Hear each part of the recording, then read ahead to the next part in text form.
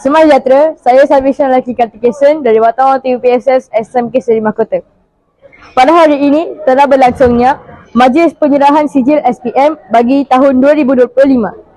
Majlis ini diadakan bagi meraihkan kejayaan para pelajar yang telah berusaha gigih dalam peperiksaan SPM.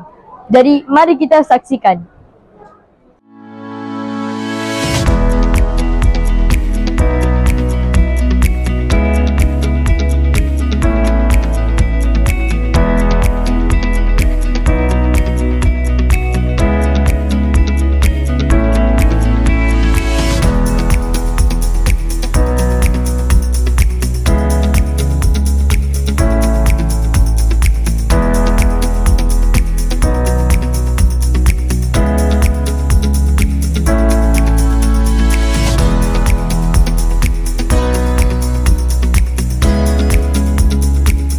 Apakah perasaan anda hari ini?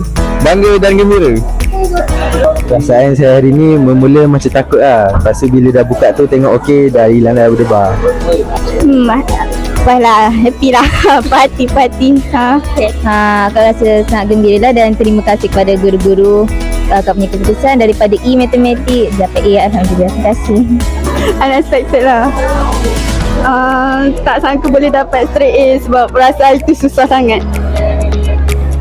Usaha memang tangga kejayaan kan. So kita kena usaha banyak sikit kalau nak dapat grade yang banyak.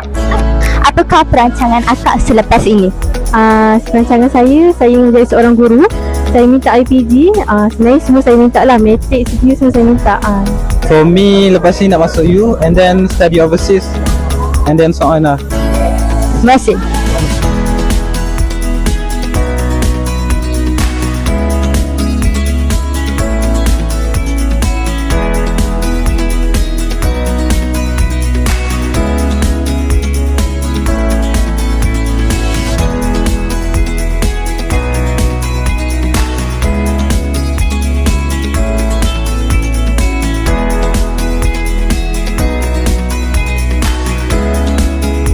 Yang terakhir, mohon kongsikan sedikit rasa kejayaan akak.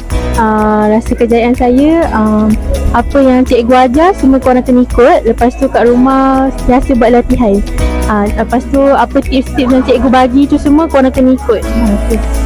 Banyak doa lah, dekatkan diri balik dengan Allah. Itu tu. Akan nak kongsikan kepada semua, terutama budak tingkatan 4 lah. Harap korang dapat teruskan belajar walaupun korang ada gagal ke tak ada gagal ke, sebelum masuk dewan tu masih lagi ada peluang untuk korang belajar.